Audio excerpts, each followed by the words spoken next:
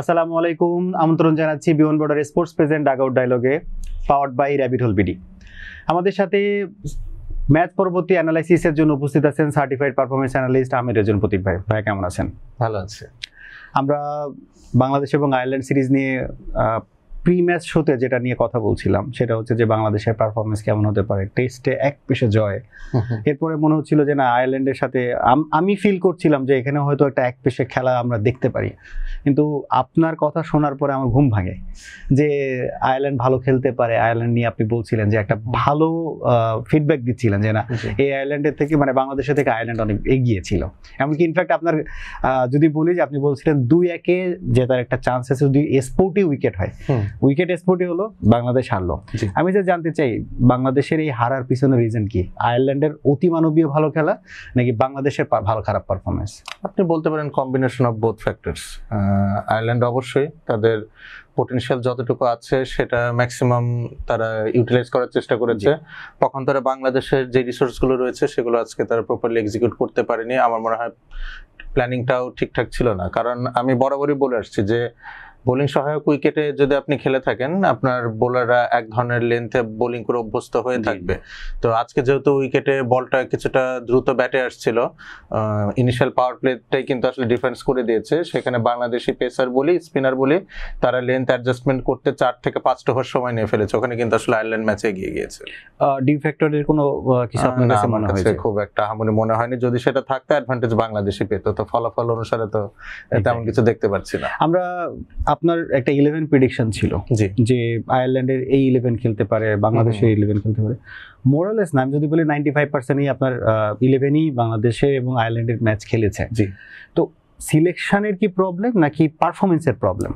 এখন দেখেন, আয়ারল্যান্ডের ক্ষেত্রে একটা কথা আমি বলি যে আয়ারল্যান্ডের যে middle order, it's one of the most established middle orders among the associate nations. আপনি associate nation যে টিমগুলো দেখেন, ইভেন আফগানিস্তান, নেদারল্যান্ডস, তাদের চেয়েও আয়ারল্যান্ডের এই মিডল অর্ডারটা অনেক স্টেবল। কেন বলছি যে এই একই প্লেয়ার আপনি that consist of Harry Tector, Lorcan Tucker, Curtis Campher and George Dockrell.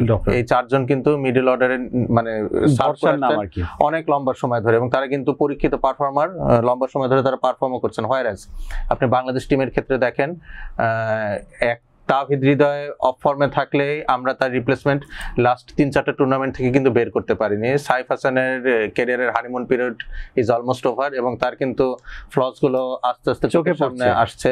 Shayam Hossain পাটোয়ারিকে promising মনে হয়েছিল এবং তার এই এক্সক্লুশন নিয়ে কিছু ইস্যুস ক্রিয়েট হয়েছে। জাকির আলী অনেক ইনিশিয়ালি পারফর্ম করেছেন, ওভাবে সার্ভ করতে পারছেন না। সো মিডল অর্ডারে কিন্তু পার্থক্যটা রয়েছে, সেটা খুব দৃশ্যমান হয়েছে আজকেও। Particular the way Ireland middle order batters negotiated Mustafizur Rahman and Rishad Hossain.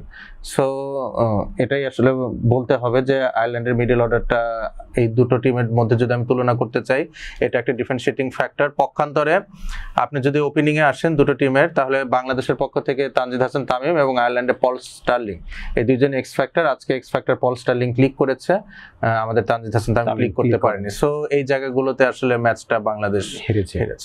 আমি একটু স্কোর কার্ড নিয়ে কথা বলছি। শুরুতে আসলে আমরা স্কোর কার্ড নিয়ে কথা বলি, কিন্তু এতটাই একটু ফ্রাস্ট্রেটিং লাগছিল যে আসলে স্কোর কার্ডটা বলার আগে একটু ইজি হলাম। বাংলাদেশ 142 রানে 9 উইকেট 20 ওভারে, যেটা আসলে আমরা যে খেলার যে রোল ছিল, যে অবস্থা ছিল, এই সিচুয়েশনে হয়তো 20 ওভার খেলার অপশন ছিল না বাংলাদেশের। তাহলে একটা ভালো পারফরমেন্স যদি আমরা বলি, 39 রানে বাংলাদেশের হার। বাংলাদেশের টোটাল ব্যাটিং লাইন আপে 3 জন মাত্র ব্যাটসম্যান 2 অঙ্কের কোঠায় গিয়েছে। তার মধ্যে একজন হচ্ছে শরীফুল ইসলাম, যিনি আসলেই তার রোলই হচ্ছে বোলার। এছাড়া 50 বলে 83 রান তাওহিদ হৃদয়ের এবং 16 বলে 20 রান জাকির আলী অনিকের। আপনার কাছে ব্যাটিং পারফরমেন্সটা কি বেশি দৃষ্টিকটু মনে হয়েছে কিনা? দেখেন, আমরা অ্যাজ এ টিম আমাদের ওই হাইয়েস্ট রান স্কোরার মানে স্কোর করার অ্যাবিলিটি হচ্ছে 150 to 160। যখন আজকে আমাদের সামনে টার্গেট আসে 180+, তখনই কিন্তু আমাদের টপ অর্ডার খুব রেকলেস ব্যাটিং করেছে। এই ধরনের উইকেটে 180 রান কিন্তু খুব আহামরি কিছু না। ইনফ্যাক্ট আপনি যদি প্রথম পাওয়ার প্লেতে 1 উইকেট হারিয়ে 40 থেকে 45 রানও করেন, আপনি খুব ভালো মতোই ম্যাচে থাকবেন, cause in the end run স্কোরিংটা খুব ইজি হয়ে যায় এই ধরনের উইকেটে। তো বাংলাদেশের ক্ষেত্রে আজকে যেটা হয়েছে, যেহেতু আমরা এত বড় রান তাড়া করে অভ্যস্ত নয়, এবং আমরা বা আমাদের ব্যাটার এটাও জানতো যে এটা তাদের সাধ্যের বাইরে চলে গেছে। মাইন্ডসেটের কি কোনো ব্যাপার থাকে এখানে? স্কিলেও কিছু ব্যাপার রয়েছে, অবশ্যই স্কিল ইস্যুস রয়েছে। শুধু মাইন্ডসেট দিয়ে খেলা গেলে আফগানিস্তান তো বিশ্ব চ্যাম্পিয়ন হয়ে যেত এতদিনে, ঠিক আছে? মানে আমি এটা বলতে চাচ্ছি তারা তো মেন্টাল অনেক স্ট্রং, ওই অ্যাসপেক্ট থেকে বলতে চাচ্ছি। তো বাংলাদেশের ক্ষেত্রে আজকে যেটা হয়েছে যে Humphreys, left arm orthodox bowler আয়ারল্যান্ডের, উনি কিন্তু প্রথম ডেলিভারিটা, উনি অর্থোডক্স লেফট আর্ম বোলার হলো, আজকে কিন্তু চায়নাম্যান ডেলিভারি করেছিলেন একদম প্রথম ডেলিভারিটা, এবং বলটা কিন্তু বাউন্স করেছিল। সো আপনি আয়ারল্যান্ডের বোলারদের দেখেন, আপনি মার্ক অ্যাডারের কথা বলেন, বেরি ম্যাকার্থির কথা বলেন, হামফ্রেসের কথা বলেন, তারা প্রত্যেকে কিন্তু উইকেট থেকে বাড়তি বাউন্স পেয়েছেন because of the true nature of the wicket. Bangladesh তো এরকম বাউন্সের সাথে ইউজড না, আমরা স্লো অ্যান্ড লো উইকেটে খেলে থাকি, স্টিক উইকেটে খেলে থাকি, এবং এই জায়গায় কিন্তু আসলে আজকে টপ অর্ডার ফেল করেছে। আপনি লিটন দাসের ডিসমিসালটা দেখেন, বল হালকা কিছুটা উপরে উঠেছিল, তানজিদ হাসান তামিম খুবই রেকলেস একটা শট খেলেছেন। প্রথম দুটো বল যেহেতু একটু উইকেট থেকে স্টিপ বাউন্স পাওয়া গিয়েছিল, উনি প্রেসার রিলিজ করতে যে খুবই বাজে লুজ একটা শট খেলেছে। আমরা সাইফ হাসানের কথা বলি, সাইফ হাসানের ক্ষেত্রে কিন্তু আমি ইনকামিং ডেলিভারিতে তার যেই দুর্বলতার কথা বারবার বলে আসছে, এবং এগুলো কিন্তু আসলে এক্সপোজ লাস্ট এপিসোডগুলোতে আপনি বারবারই নোট করছেন এটা। তো সত্যি কথা বলতে গেলে আমাদের অ্যাবিলিটিটাই হচ্ছে 150 থেকে 160 রান স্কোর করা, সেখানে আসলে 180 রান স্কোর করতে গিয়ে বা এই রানটা তাড়া করতে গিয়ে আমরা শুরুতে খেয়ে হারিয়ে ফেলেছি। আমরা রিসেন্টলি দেখেছি যে আমরা হিটিং এর জন্য কোচ এনেছি, যে আসলে বড় রান তাড়া করার জন্য, অ্যাবিলিটি গ্রো করার জন্য, কিংবা বিগ হিটিং এর জন্য। তো ব্যাটসম্যানদের সেই সেম প্রবলেমগুলো আমরা এখনো দেখতে পাচ্ছি। আমি মাঝখানে একটু অ্যাড করতে চাই, আপনি পাওয়ার প্লের কথা বলছিলেন একটু আগে, তো দুইটা টিমের যদি পাওয়ার প্লে নিয়ে আমি একটু কথা বলি, এইখানে আয়ারল্যান্ডের পাওয়ার প্লের পার্টনারশিপ গুলো আমি বলি। পার্টনারশিপ যদি বলি, 36 বলে 40 রানের একটা পার্টনারশিপ, 31 বলে 31 রানের, 25 বলে 34 রানের পার্টনারশিপ আছে, এরপরে হচ্ছে 29 বলে 44 এবং 16 বলে 32 রানের। মানে যতগুলা প্লেয়ার এখানে সবগুলোই পার্টনারশিপ গ্রো করেছে, এবং তারা মানে পুরো ইনিংসে রান করে গেছে। এবং বাংলাদেশে যদি দুইটা পার্টনারশিপের কথা বলি, দুইটাই 48 রানেরই পার্টনারশিপ, এবং একটা হচ্ছে 34 বলে, একটা 31 বলে, এবং একটা শরীফুল সাথে একটা পার্টনারশিপ। তো এই যে জিনিস আমি যেটার কথা বলছিলাম, যে বাংলাদেশ হিটিং কোচ এনেছে, পাওয়ার হিটিং নিয়ে কাজ করেছে, এরপরেও পার্টনারশিপ কিংবা এই জায়গাগুলোতে কিংবা বিগ হিটিং এর জন্য কোনো জায়গাতেই কিন্তু এর ফলপ্রসূ দেখছি না। তাহলে আসলে কি আমাদের যারা প্লেয়ার আছে তাদের জন্য কি আসলে কোচিংটাও কাজ করে না? আমার মনে হয় আমরা বেসিক ক্রিকেটে কিছু ভুল করছি। এখন ধরেন একজন ক্রিকেটার যখন বেসিক মিস্টেকস গুলো করবেন, এখানে আসলে কোচ আপনি যাকেই আনেন খুব একটা বেশি কিছু করার থাকবে না। আমরা একটু যদি পাওয়ার প্লেটা যেহেতু ডিফারেন্সিয়েটিং ফ্যাক্টর হচ্ছে, আমি ওখানে আসি। আয়ারল্যান্ড প্রথম 3 ওভার 1 বল শেষে তাদের রান ছিল 37 বিনা উইকেটে, সেখান থেকে তারা 6 ওভার শেষে রান করেছে 48 1 উইকেটে। দ্যাট মিনস পাওয়ার প্লের লাস্ট 2.5 ওভারে আয়ারল্যান্ড রান করেছে মাত্র 11 উইকেট হারিয়েছে একটি। এই জায়গায় একটা বিষয় খেয়াল করবেন, বাংলাদেশের আজকে প্ল্যানিং এর যে ভুলটা ছিল, তানজিম হাসান সাকিবকে আজকেও তারা নতুন বলে বল করেন। আমি ভেবেছিলাম যেহেতু তাসকিন আহমেদ নেই এবং পল স্টার্লিং এর আউটসাইড অফ স্ট্যাম্প কিছুটা যদি বল বাউন্স করে, সেক্ষেত্রে উনি স্ট্রাগল করেন। তো আমি আগের এপিসোডে বলছিলাম যে তাসকিন আহমেদ পল স্টার্লিং এর উইকেটটা পেতে পারেন। তো আজকে কেউ যদি তাসকিন আহমেদের ওই রোলটা প্লে করতে পারতেন, সেটা হতেন তানজিম হাসান সাকিব। উনি কিন্তু পল স্টার্লিং এর উইকেটটা নিয়েছেন, কিন্তু ততক্ষণে 40টা রান আয়ারল্যান্ড স্কোর করে ফেলেছে। তো এই জায়গায় বাংলাদেশ একটা ভুল করেছে। পক্ষান্তরে আয়ারল্যান্ড কি করেছে, তারা জানতেন যে তানজিম হাসান সাকিব এবং মুস্তাফিজুর রহমান বাংলাদেশের দুইজন খুব ইকোনমিক বোলার। তো টপ অফ দি অর্ডার যখন শরীফুল ইসলাম আর নাসুম আহমেদকে তারা পেয়েছেন, তখন চড়াও হয়েছেন।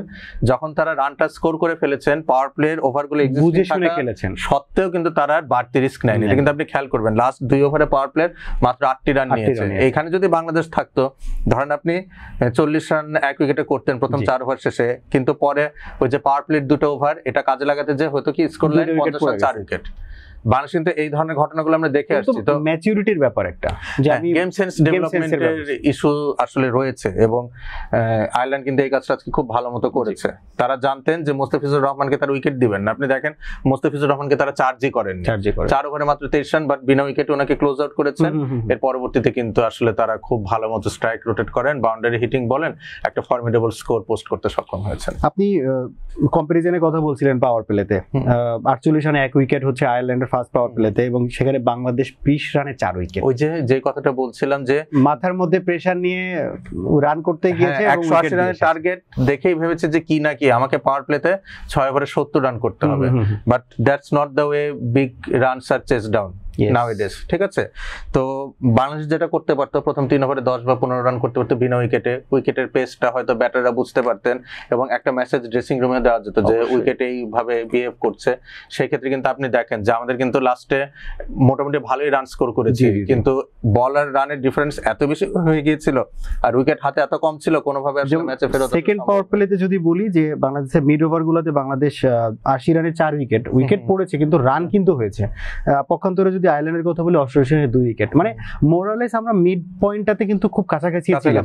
এমনকি লাস্টের যে ওভারগুলোতে বাংলাদেশ 42 রানে 1 উইকেট, সেখানে 45 রানে 1 উইকেট হচ্ছে আয়ারল্যান্ড। মানে আমরা যা ভুল করার আমরা ফার্স্ট পাওয়ার প্লেতেই করে ফেলেছি, ওটা রিকভারি করা পসিবল সেটাই। আর আপনি যদি যে লাস্ট হাফের কথা বলেন, শেষ 4টা ওভার আয়ারল্যান্ডে কিন্তু ম্যাচ অনেকটা ছেড়েই দিয়েছে। আপনি তাদের এফোর্ট দেখেন, ক্যাচ ড্রপ গুলো দেখেন, এটা যদি ম্যাচ একটু ক্যাজুয়াল ভাবেই তারা নিয়েছে, খুব টাইট কন্ডিশনে থাকতো, আমার মনে হয় বাংলাদেশ লাস্ট 4 ওভারে 30 রানের বেশিও করতে পারতো না। So top of the order batting, power play batting এবং ডেথ ওভার ব্যাটিং, দুটো জায়গায় আসলে আমাদের কাজ করা রয়েছে। আমরা ব্যাটিং নিয়ে অনেক কথা বললাম, আমি একটু আপনার কাছে বোলিং সম্পর্কে জানতে চাইবো। তার আগে একটু বোলিং কার্ড নিয়ে বলতে চাই। শরীফুল ইসলাম 4 ওভারে 42 রানে 1 উইকেট, নাসুম 4 ওভারে 37 রানে 0 উইকেট, তানজিম সাকিব 4 ওভারে 41 রানে 2 উইকেট, এছাড়া মুস্তাফিজুর রহমান 4 ওভারে 23 রান 0 উইকেট, রিশাদ 4 ওভারে 34 রানে 1 উইকেট। মোরাল আপনার কাছে যদি বলি, আমি জানতে চাই, যখন দেখছি যে আমার বোলাররা রান কনসিড করছে, আমরা পার্ট টাইমকে দিয়ে ট্রাই করতে পারতাম কিনা, নাকি যেটা আছে এটাই বেস্ট স্কোপ ছিল? সাইফ হাসানের কথা বলছেন, ইউটিলাইজ করা যেতে পারতে পারে। দেখেন লরকান টাকারের ব্যাটিং আজকে আমি দেখেছি এবং খুবই মানে উপভোগ করেছে আসলে তার। I spoke highly of him in last episode. তো লরকান টাকারের রিশাদ হোসেনের যে ডেলিভারিটা উনি প্রথম ফেস করেন, ইনসাইড আউট একটা শট খেলেন, ঠিক আছে, কাভারের মাথার উপর দিয়ে একটা দৃষ্টিনন্দন শট ছিল, যেটা আমরা বিরাট কোহলিকে খুব মানে ভালো খেলতে দেখেছি তার পিক টাইমে। তো এখান থেকেই বোঝা যায় আসলে যে আয়ারল্যান্ড মিডল অর্ডারের কথা আমি এত ভালো বলছি, লরকান টাকারের ভিতে যে লফটেড শটগুলো উনি খেলেন, ইনসাইড আউট যে শটটা খেলেন, সো আবার টেক্টরের কথা বলছি, লরকান টাকারের সুইপ শট, এই শটগুলো আসলে খুবই ফলপ্রসূ হচ্ছে আপনার স্পিন বোলিং এর এগেইনস্টে। সো নাসুম আহমেদ এবং রিশাদ হোসেন এই দুজনকে তারা যেভাবে সামলেছেন, এবং আয়ারল্যান্ড কিন্তু আজকে খুব সার্কামস্পেক্ট ব্যাটিং করেছেন, তারা কিন্তু উইকেট থ্রো করে আসার টেন্ডেন্সি ছিল না। আপনি দেখেন শুরু থেকে প্রপার ক্রিকেটিং শট খেলেছে তারা, কিন্তু 6-এর দিকে অতটা মনোযোগী হননি, কিন্তু তারা বলগুলো টাইম করেছেন। আপনি পল স্টার্লিং এবং টিম টেক্টরের যে ওপেনিং পার্টনারশিপটা দেখেন, আপনি হার্ডলি দেখবেন যে কোনো বল সার্কেলের মাথার উপর দিয়ে তারা পাস করেছেন, সংখ্যাটাও কিন্তু বেশি, 18টা চার, রাদার দেন তারা ফোকাস করেছেন যে ফিল্ডের গ্যাপগুলো পেনিট্রেট করবেন, এবং এগুলো কিন্তু তারা খুব সাকসেসফুলি করতে সক্ষম হয়েছেন। তো এটাই দুঃখের বিষয় যে আমরা এতদিন ধরে ক্রিকেট খেলার পরেও বিং অ্যান আনপ্রফেশনাল সাইড আয়ারল্যান্ডের ক্ষেত্রে যদি আমরা বলে থাকি, তাদের থেকে আসলে আজকে আমাদের শিক্ষা নিতে হচ্ছে যে টি-20 ক্রিকেটে কিভাবে ইনিংস বিল্ড আপ করতে হয়। খুবই দুঃখজনক। একবারে শেষে আমি আপনার কাছে জানতে চাই যে আজকের ম্যাচে টোটাল পারফরমেন্সে আপনার কাছে কি মনে হয়েছে, যে বাংলাদেশের এই ম্যাচের মানে ফিডব্যাক আপনার কাছে কি হওয়া উচিত ছিল মনে করেন, এবং কোথায় কোথায় দুর্বলতা ওভারঅল যদি জানতে চাই? আমার মনে হয়েছে যে আজকে প্ল্যানিং এ একটা ঘাটতি ছিল। তানজিম হাসান সাকিবকে শুরুতে বোলিং করানো উচিত ছিল। পল স্টার্লিং হয়তো তাহলে ব্রিস্ক স্টার্টটা পেতেন না, সেক্ষেত্রে আয়ারল্যান্ড প্রেসারে পড়ে যেত, হয়তো 150 রানও তারা স্কোর করতে পারতেন না। এবং একটা খুবই দুঃখের বিষয় যে আয়ারল্যান্ডের মতো দলের সাথে খেলতে গেলেও আমাদের মুস্তাফিজুর রহমানকে লাগছে। আপনি চিন্তা করেন এই 4 ওভার যদি আজকে অন্য কেউ বোলিং করতো, রান 200-র উপরে চলে যেত। তো প্ল্যানিং এর একটা জায়গা রয়েছে, আমার মনে হচ্ছে এখানে কিছুটা কাজ করা উচিত। আমার টিম ম্যানেজমেন্টই খুব স্টাবন মনে হচ্ছে আমার, মানে একটা গোয়ার তুমি কি তাদের মধ্যে কাজ করছে যে at any cost Tanzim Hasan সাকিবকে আমরা মিডল ওভারে বল করাবো না, মিডল ওভার্সে বল করবো, কি জিদ আমার এরকমই মনে হচ্ছে। কজ নতুন ওভারে উনি বিগত ম্যাচগুলোতে যখনই বোলিং এসেছেন ওনার ফার্স্ট ওভারে বা সেকেন্ড ওভারে উইকেটগুলো পাচ্ছেন, তাহলে হোয়াই নট তাকে আমরা একটু শুরুতে বোলিং করাচ্ছি। পক্ষান্তরে Tanzim Hasan Sakib is not a good bowler for death bowling, ঠিক আছে, এটা একদম নিঃসন্দেহে। ডেথ বোলিং এ ওনার মানে স্পটে বল ফেলা, প্রপার স্পটে বল ফেলার ক্ষেত্রে উনি অনেক স্ট্রাগল করেছেন, যেটা আজকে আপনি শেষ ওভারে দেখবেন হ্যারি টেক্টরকে উনি বেশ কয়েকটি বল একদম স্লটে দিয়েছেন, এবং হ্যারি টেক্টর কিন্তু খুব ইজিলি বলগুলোকে বাউন্ডারি ছাড়া করেছেন। তো আমার মনে হয় এই জায়গাটা একটু কাজ করার রয়েছে, যেহেতু তাসকিন আহমেদ এই সিরিজে নেই এবং ওনার লাইক টু লাইক রিপ্লেসমেন্ট স্কোয়াডে শুধুমাত্র তানজিম হাসান সাকিবই রয়েছেন। একটু জোরের উপর যেহেতু বল করতে পারেন, আমার মনে হয় ওনাকে কোন কোন জায়গায় বল করানো যায় এটা একটু রিকনসিডার করতে পারে টিম ম্যানেজমেন্ট। এবং আমরা যদি ব্যাটিং এর ক্ষেত্রে আসি, পরবর্তী ম্যাচে যদি আমরা 160 to 170 বা এরকম টোটাল চেস করি, হয়তো করব না, মনে হয় না আয়ারল্যান্ড পরের ম্যাচে এত রান করতে পারবে আগে ব্যাট করলে, বাট ইয়েট বড় টোটাল স্কোর করার ক্ষেত্রে যদি উইকেটটা ট্রু হয়ে থাকে, টপ অর্ডার ব্যাটাররা যেন নিজেদেরকে একটু সময় দেন, উইকেটে যেন নিজেদেরকে থিতু হওয়ার একটা অপরচুনিটি দেন, প্যানিক যেন স্প্রেড না করেন পুরো ড্রেসিং রুমে, সেক্ষেত্রে আমার মনে হয় ম্যাচগুলো আর একটু বেশি বাংলাদেশ কম্পিটিটিভ করতে পারবে। আশা করি বাংলাদেশের পরের ম্যাচ বাংলাদেশ ভালো খেলুক, ব্যাটিং বোলিং ফিল্ডিং সব ইউনিটে ভালো খেলে বাংলাদেশটা জয় ছিনিয়ে আনুক, এই প্রত্যাশায় আপনার কাছ থেকে বিদায় নিচ্ছি। দর্শক, আজকে আমরা এখানেই বিদায় নিচ্ছি। বাংলাদেশ এবং আয়ারল্যান্ডের পরবর্তী ম্যাচের অ্যানালাইসিস নিয়ে আপনাদের সামনে আবার হাজির হচ্ছি। ততক্ষণ পর্যন্ত ভালো থাকুন, সুস্থ থাকুন। আসসালামু আলাইকুম।